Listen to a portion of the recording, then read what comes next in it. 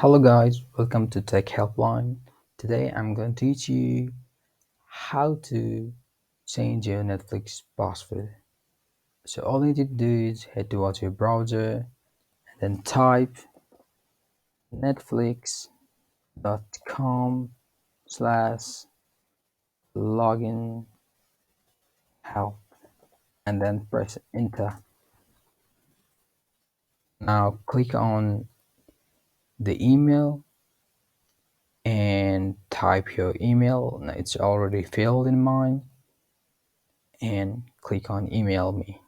So when you do so, it will send you an email, and when you click on that email, you can change the password. So this is it. This is how you change your password of Netflix. Thank you.